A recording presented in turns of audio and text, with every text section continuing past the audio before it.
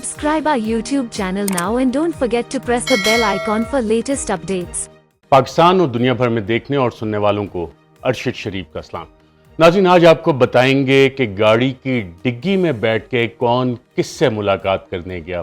یہ انتہائی مزیدار کہانی ہے اور یہ کہانی بیان کس نے کی، کس کے حوالے سے، اس حوالے سے آپ کے ساتھ ذکر کریں گے۔ ساتھ ساتھ عمران خان کے خلاف توشہ خانہ کیس بنانے کی وجہ کیا بنی۔ ایک تو لیول پلینگ فیلڈ کی ڈیمانڈ تھی میاں نواز شریف صاحب کی طرف سے، مریم نواز کی طرف سے، کہ عمران خان کے خلاف اس کو بھی نااہل کیا جائے، عمران خان کو بھی پابند سلاسل کیا جائے، باقی تمام جو پی ڈی ایم ان کے چند ہینڈلر، چند سہولت کار، چند سازشی، وہ سارے اسی کام میں لگے ہوئے تھے۔ لیکن ایک اور وجہ بھی ہے، وہ بھی آپ کے سامنے رکھیں گے۔ لیکن اس سے پہلے ناظرین، آج سینیٹر اعظم سواتی، انہیں اڈیالہ جیل سے رہا کر دیا گیا ضمانت کے اوپر۔ سینیٹر ہیں، پاکستان کی سینٹ کے ایوان بالا کے ممبر ہیں، اور ان کو جو ضمانت دی ہے جج صاحب نے، اس میں جو آرڈر لکھا، اس میں بڑا واضح لکھا کہ کیا کسی فوج کے افسر یا کسی جوان سے رابطہ ہوا یا کسی نے بغاوت کی، اور ان کا جرم کیا تھا۔ ان کا جرم یہ تھا کہ انہوں نے جو مبینہ جرم کہا جاتا ہے، جو انہوں نے اپنی اظہار رائے کی تھی کہ آرمی چیف کے حوالے سے ایک ٹویٹ کی تھی، اور عمران خان نے آج اعظم سواتی کے ساتھ پریس کانفرنس کرتے ہوئے کہا کہ ایک ٹویٹ کرنے پہ یہ سلوک کیا گیا سینیٹر کے ساتھ، سوشل میڈیا کی جو لوگ ہیں ان کے ساتھ۔ انہوں نے کہا کہ حالانکہ پنجاب میں ہماری حکومت ہے، نامعلوم افراد آتے ہیں، اٹھاتے ہیں، لوگوں کو زد و کوب کرتے ہیں اور پھر اگلے دن چھوڑ جاتے ہیں۔ ساتھ ہی اسی پریس کانفرنس میں حوالہ دیا گیا کہ ڈاکٹر شہباز گل کو بھی برہنہ کر کے تشدد کیا گیا، جنسی تشدد کیا گیا، ان کے نازک اعضاء کو الیکٹرک کرنٹ دیا گیا۔ ساتھ ہی اسی پریس کانفرنس میں ذکر ہوا نوجوان صحافی جمیل فاروقی کا۔ ان کا قصور بھی یہ تھا کہ انہوں نے ایک ٹویٹ کی تھی اور ڈاکٹر شہباز گل کے کسٹوڈیل ٹارچر کے حوالے سے انہیں بھی پکڑا گیا، برہنہ کیا گیا، تشدد کیا گیا جمیل فاروقی کے اوپر، صحافی پہ بھی۔ اور آج جب پریس کانفرنس کی اعظم سواتی نے، تو انہوں نے وہ معاملات بتائے، وہ حالات بتائے کہ کس طرح سے ان کے گھر میں رات کے آدھی رات کو مڈ نائٹ ریڈ جس کو کہا جاتا ہے، لوگ آئے، دیواریں پھلانگ کے آئے، اور عمران خان نے کہا کہ بغیر وارنٹ کے وہ لوگ داخل ہوئے تھے، اور ایف آئی اے کے لوگوں نے ان کی پوتیوں کے سامنے ان پہ تشدد کیا اور اس کے بعد انہیں لے گئے اور نامعلوم افراد کے حوالے کیا۔ اور اس حوالے سے اعظم سواتی صاحب نے honourable chief justice Umar Ata Bandial صاحب سے اپیل کی ہے کہ آئین کے آرٹیکل 184(3) کے تحت آپ کی بنیادی ذمہ داری ہے کہ پاکستان کے شہریوں کے بنیادی حقوق کا دفاع کریں۔ انہوں نے کہا کہ میں ایک وکیل بھی ہوں، 74 سال میری عمر ہے، ایک پارلیمنٹیرین ہوں، اور اگر وکلاء اور پارلیمان اور سینٹ نے اس حوالے سے کچھ نہ کیا، جج صاحبان نے کچھ نہ کیا، تو اس دن سے ڈریں کہ خدا نہ خواستہ کسی جج کے ساتھ ہو، کسی جج کو ننگا کر کے اسے تشدد کیا جائے، دیگر پارلیمنٹیرینز کے ساتھ یہی سلوک کیا جائے۔ اور ساتھ ساتھ انہوں نے یہ بھی کہا کہ میں سپریم کورٹ خود جاؤں گا، میں دنیا کی تمام فورمز پہ یہ آواز اٹھاؤں گا تاکہ وہ لوگ جو اس تشدد میں ملوث ہیں ان کا پتہ لگایا جا سکے۔ ناظرین، عمران خان صاحب نے بھی نامعلوم افراد کا ذکر کیا۔ اس حوالے سے ناظرین، اگر ہم ملک کی تاریخ دیکھیں تو محترمہ بے نظیر بھٹو کے دور میں ایک آپریشن مڈ نائٹ جیکال ہوا تھا، اور محترمہ بے نظیر بھٹو صاحبہ نے باقاعدہ نام بتائے تھے، اور اس میں اس وقت کے army chief general Aslam Beg کا نام بھی آیا تھا، پھر بریگیڈیئر امتیاز کا جو آئی ایس آئی کے انٹرنل ونگ کے تھے ان کا نام بھی آیا تھا، پھر میجر عامر کا نام بھی آیا تھا، اور ان کے بعد میں باقاعدہ طور پہ کورٹ مارشل بھی ہوا تھا، اور میجر عامر نے کسٹڈی میں بتایا تھا کہ جو جنرل اسد درانی نے اپنی کتاب میں بھی اس کا ذکر کیا ہے کہ ان سے جب پوچھا گیا تو انہوں نے جنرل اسلم بیگ کو انوالو کرنے کی بھی کوشش کی، اور جو اخبارات میں اس حوالے سے جو پروسیڈنگ چھپیں اس میں کوٹ ان کوٹ چھپا کہ نواز شریف کو اس لیے پسند کیا جاتا ہے کہ وہ ایک کمزور شخص ہے، اور محترمہ بے نظیر بھٹو کی انڈیپینڈنٹ شخصیت تھی۔ تو محترمہ بے نظیر بھٹو صاحبہ نے نہ صرف یہ نام آؤٹ کیے تھے بلکہ بعد میں ان کے خلاف پروسیڈنگز بھی ہوئی تھیں، ان کے کورٹ مارشل بھی ہوئے تھے، اور نام لینا ضروری ہے۔ اور خان صاحب نے، اگر عمران خان صاحب نے پچھلی ایک پریس کانفرنس میں کہا مجھے پتہ ہے کہ ایک شخص آیا ہے اسلام آباد میں، وہ کون شخص ہے، خان صاحب کی بھی یہ ذمہ داری ہے، عمران خان صاحب کی بھی، کہ سپریم کورٹ میں جمع کروائیں اپنا بیان کہ کون وہ اشخاص ہیں جن کے اوپر ان کو شک ہے کہ وہ یہ کام کریں، یہ نام آنا بہت ضروری ہے۔ ساتھ ساتھ سینیٹر اعظم سواتی نے بھی اس پہ تحقیقات کا مطالبہ کیا ہے اور کہا ہے کہ وہ انصاف کے لیے ہر در کھٹکھٹائیں گے، اور آنریبل چیف جسٹس صاحب کو اس حوالے سے سینیٹرز پاکستان تحریک انصاف کے وہ بھی ایک خط لکھ چکے ہیں۔ انہوں نے کہا ہے کہ وہ سپریم کورٹ بھی جائیں گے اس حوالے سے، اور وہ انصاف چاہتے ہیں کہ اس کام میں جو لوگ بھی ملوث ہیں،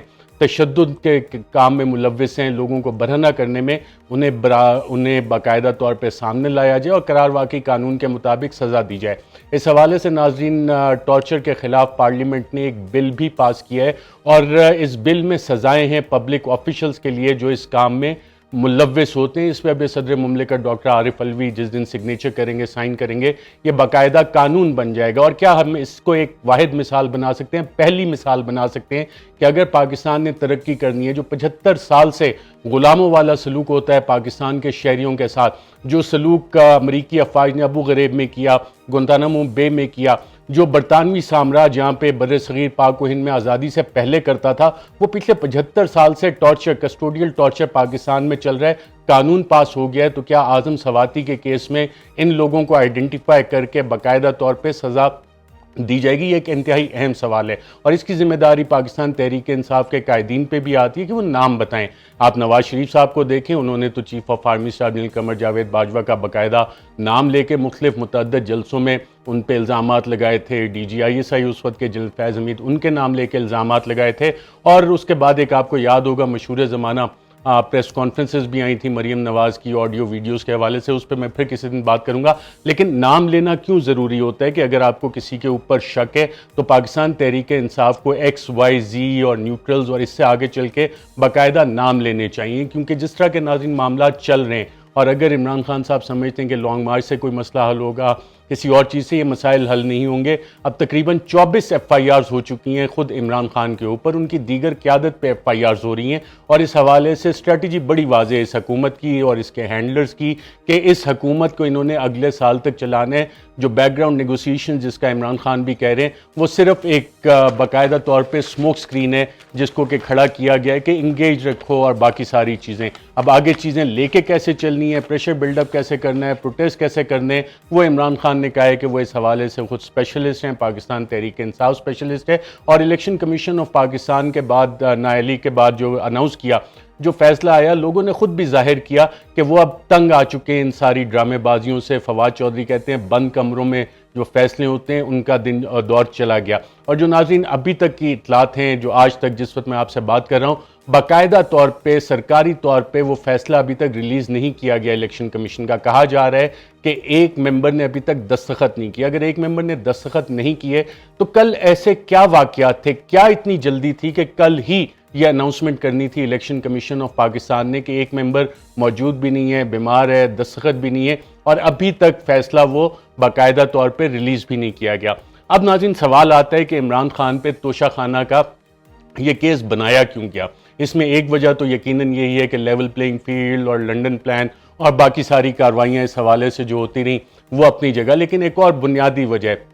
جو ہمارے معاشرے سے تعلق رکھتی ہے۔ اس کی وجہ یہ ہے کہ ناظرین عمران خان نے تمام رسیدیں جمع کروائیں، اور میں آپ کو وہ رسیدیں آج دکھاتا ہوں، بینک چلان آپ کو دکھاتا ہوں کہ کون کون سے پیسے جمع کروائے گئے، اور عمران خان کے پیسے اپنے جو ہیں ڈیکلیریشن میں کم ہوئے یا زیادہ بڑھ گئے وہ بھی آپ کو بتاتے ہیں کہ جو ڈیکلیریشن میں ان کی ایک چیز مجھے نظر آئی ہے، باقی ابھی میں ان کو ڈیٹیل ایگزامن کر رہا ہوں۔ تو عمران خان کے ساتھ ہی یہ کیوں مثال بنانے کی کوشش کی گئی ہے؟ اس کی آج اگر شہباز شریف صاحب کی آپ بات سنیں، وہ کہہ رہے ہیں توشہ خانہ سے جی رپورٹس اچھی نہیں ہے، بہت ساری چیزیں وہاں سے غائب ہو جاتی ہیں۔ جی ہاں، یہ پچھلے 4 سال میں یہ رپورٹ نہیں ہے، لیکن اب شہباز شریف کہہ رہے ہیں کہ وہاں سے توشہ خانہ کی رپورٹس اچھی نہیں، وہاں سے بہت ساری چیزیں غائب ہو جاتی ہیں۔ غائب نہیں ہو جاتی ناظرین، جو بڑے بڑے لوگ ہیں وہ یا تو جمع نہیں کرواتے، اور اگر جمع کروائیں بھی تو اس کے پیسے جمع نہیں کرواتے، اور اپنے پاس وہ چیزیں رکھ لیتے ہیں اپنے باپ کا مال سمجھ کے، اپنا حق سمجھ کے کہ جناب ہم سے کس نے پوچھنا ہے۔ اور اس حوالے سے ناظرین ابو ذر سلمان نیازی نے باقاعدہ طور پہ انفارمیشن مانگی کہ 1947 سے لے کے اب تک کے جتنے بھی صدور رہے ہیں، وزراء اعظم رہے ہیں، ان کی معلومات فراہم کر دی جائیں۔ تو وہ حکومت جو توشہ خانہ پہ بھنگڑے ڈال رہی ہے عمران خان کے حوالے سے، انہوں نے کابینہ ڈویژن نے 28 اپریل 2022 کو جواب دیا کہ جناب یہ تو کلاسیفائڈ انفارمیشن ہے، یہ کلاسیفائڈ انفارمیشن ہم آپ کو نہیں دے سکتے، اس سے پتہ نہیں کون سے ریاست کے راز افشاں ہو جائیں گے۔ تو تو اس چیز کو باقاعدہ طور پہ چھپا لیا گیا کہ جناب یہ ہم نہیں بتائیں گے۔ عمران خان نے ناظرین اس میں کام کیا تھا، انہوں نے باقاعدہ یہ قوانین بنائے تھے کہ کم از کم 50% رقم دے کے آپ رکھ سکتے ہیں کوئی بھی تحفہ، اس سے پہلے 10%، 15%، اور گاڑیاں تو آپ رکھ ہی نہیں سکتے تھے۔ جو توشہ خانہ کے ریفرنس آصف زرداری پہ بنے، میاں نواز شریف کے پہ اس حوالے سے ریفرنسز بنے، ان کا آج تک فیصلہ نہیں آیا، لیکن پچھلے 3 سال کا یہ فیصلہ کروایا گیا باقاعدہ طور پہ، جو پاکستان تحریک انصاف کے متعدد قائدین کہتے بھی۔ اور قوانین میں جو ناظرین تبدیلی ہوئی تھی اس میں بڑا واضح لکھا ہوا ہے، کابینہ ڈویژن کا یہ باقاعدہ آرڈر، اور یہ تمام، جب آپ اس کا پہلا پیراگراف پڑھتے ہیں تو اس میں لکھا ہوا ہے کہ تمام سرکاری اور پبلک فنکشنریز، یعنی کہ کوئی بھی سرکاری افسر ہو، پبلک فنکشنری ہو، چاہے وہ MNA ہو، سینیٹر ہو، پریزیڈنٹ ہو، پرائم منسٹر ہو، کوئی بیوروکریٹ ہو، ان سب نے، ڈپلومیٹ ہو، کوئی فوج کا بندہ ہو، آرمی، نیوی، ایئر فورس، سب نے وہ اگر کہیں باہر جاتے ہیں کسی وزٹ پہ تو وہ تحفے جو بھی ان کو ملتے ہیں وہ جمع کروانے ہیں۔ ساتھ ساتھ اسی قانون میں یہ چیز لکھی ہوئی ہے کہ یہ والا اپلائی کس کس پہ کرے گا، میں آپ کو پڑھ کے بتا دیتا ہوں کہ یہ صدر مملکت پہ اپلائی کرے گا، head of the government prime minister پہ اپلائی کرے گا، چیئرمین سینٹ پہ اپلائی کرے گا، ان کے فیملی ممبرز پہ بھی اپلائی کرے گا، اسپیکر قومی اسمبلی پہ اپلائی کرے گا، چیف جسٹس پاکستان پہ کرے گا، تمام پروونسز کے گورنرز پہ کرے گا، وفاقی کابینہ کے ممبران، attorney general, ministers of state, deputy chairman senate, deputy speaker national assembly, dignitaries including ministerial status, یعنی کہ جو ایڈوائزرز، SAPN جن کا کہ منسٹر کا سٹیٹس ہے، انہیں بھی کوئی بھی تحفہ ملتا ہے تو انہوں نے بھی وہ جمع کروانا ہے، بتانا ہے۔ پروونشل کابینہ، صوبائی کابینہ، سپریم کورٹ کے تمام جج صاحبان، چیف جسٹس اور ججز، ہائی کورٹس کے چیف جسٹسز اور ججز، ان تمام کی بھی ذمہ داری ہے۔ پارلیمنٹیرینز، تمام منتخب نمائندے، آل گورنمنٹ سرونٹ، تمام سرکاری افسران، سول اور ملٹری، جو کہ چاہے وہ سول بیوروکریسی میں ہو یا ملٹری بیوروکریسی۔ ناظرین پچھلے 6 سال میں chief of the army staff نے بھی متعدد دورے کیے بیرون ملک، ان کو بھی کافی سارے تحائف ملے۔ میں متعدد بار یہ سوال اٹھا چکا ہوں کہ کیا DG ISPR یہ بتائیں گے کہ chief of the army staff کو پچھلے 6 سال میں کتنے تحفے ملے، انہوں نے اس قانون کے مطابق کتنے تحفے توشہ خانہ میں جمع کروائے، کتنی رقم ادا کی اور کتنے تحفے رقم جمع کروا کے اپنے پاس رکھے۔ ابھی تک اس پہ خاموشی ہے۔ اب اس خاموشی کی وجہ کیا ہے یہ پتہ نہیں ہے۔ اب ذمہ داری ہے میرے خیال وکلا کی، پارلیمنٹیرینز کی، سینیٹرز کی۔ پارلیمنٹ میں، قومی اسمبلی میں کوئی بھی ممبر یہ سوال ڈال سکتا ہے کہ کابینہ ڈویژن بتائے کہ پچھلے 6 سال میں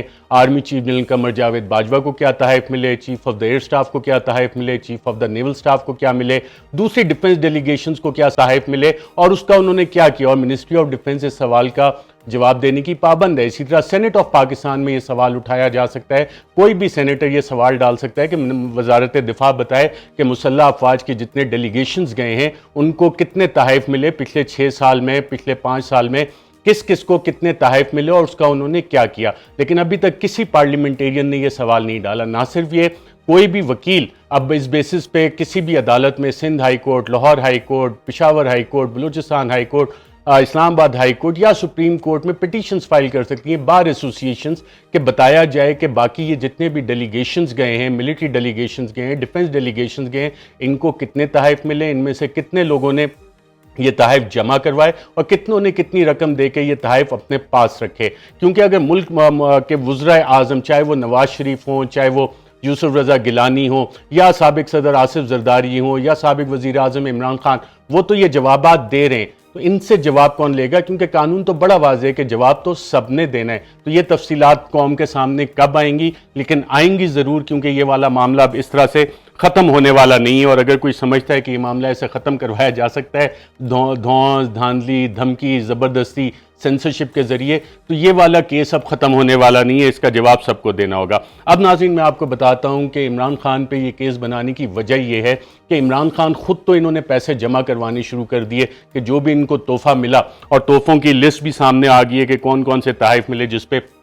انہیں بڑے بھنگڑے ڈالے، اس تمام کی رسیدیں موجود ہیں اور قانون کے مطابق یہ سارا کام کیا گیا۔ ان کی ٹیکس ڈیکلیریشن میں یہ تمام چیزیں موجود ہیں، اور یہ دستاویزات میں آپ کو دکھاتا ہوں۔ یہ پہلی رسید ناظرین آپ جو دیکھ رہے ہیں یہ 28 نومبر 2018 کی ہے، اور اس حوالے سے 7,54,000 روپے Imran Khan prime minister of Pakistan, انہوں نے سرکاری خزانے میں ان تحفوں کے عوض جمع کروائے، جو لسٹ آپ دیکھ چکے ہیں۔ اسی طرح 28 نومبر 2018 کو پھر وزیر اعظم عمران خان نے 2,94,000 روپے سرکاری خزانے میں جمع کروائے، 2,94,000 روپے سرکاری خزانے میں جمع کروائے۔ پھر 7 دسمبر 2018 کو وزیر اعظم عمران خان نے 3,38,600 روپے سرکاری خزانے میں جمع کروائے۔ اسی طرح 22 جنوری 2019 کو وزیر اعظم عمران خان نے 2,01,78,000 روپے سرکاری خزانے میں توشہ خانہ کے عوض جمع کروائے۔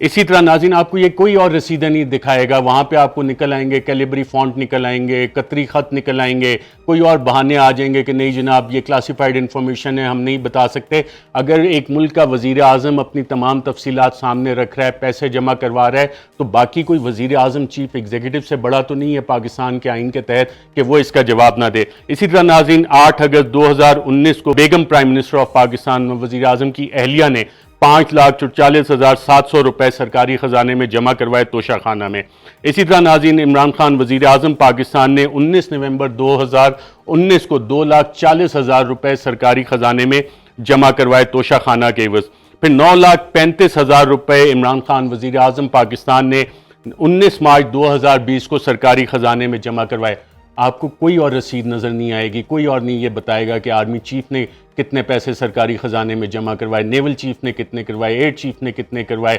چیئرمین سینٹ نے کتنے کروائے، باقی پارلیمنٹیرینز نے کتنے کروائے، یہ والی چیزیں نہیں آ رہی۔ سیکٹری ڈیفنس نے کتنے کروائے، سیکٹری فارن افیئرز نے کتنے کروائے، سیکٹری کابینہ یا دیگر جو سرکاری بیوروکریٹس باہر جاتے ہیں، آٹونومس باڈیز کے چیئرمین جاتے ہیں، کسی کی اور یہ رسیدیں آپ کو نظر نہیں آئیں گی سوائے عمران خان کے ابھی تک جو کہ پبلک ہوئی ہیں۔ ان سب کو بتانا چاہیے کہ کس نے کون سے پیسے جمع کروائے۔ پھر ناظرین 26 اکتوبر 2020 کو وزیر اعظم عمران خان نے 24,35,000 روپے سرکاری خزانے میں توشہ خانہ کے عوض جمع کروائے۔ اسی طرح ناظرین 26 اکتوبر 2020 کو وزیر اعظم نے 33,65,000 روپے سرکاری خزانے میں جمع کروائے، وزیر اعظم عمران خان نے۔ اسی کے بعد ناظرین ایک اور رسید میں آپ کو دکھا دیتا ہوں، 27 اکتوبر 2020 کو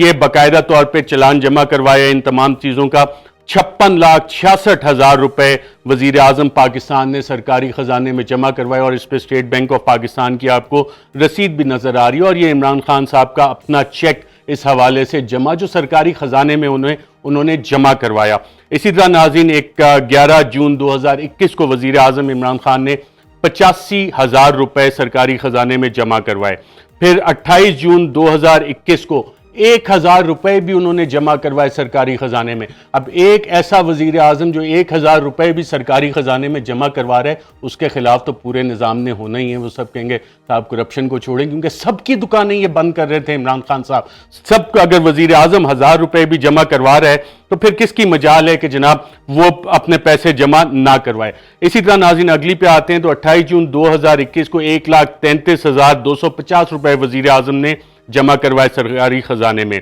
پھر 8 جولائی 2021 کو تقریباً 29,14,500 روپے جمع کروائے سرکاری خزانے میں۔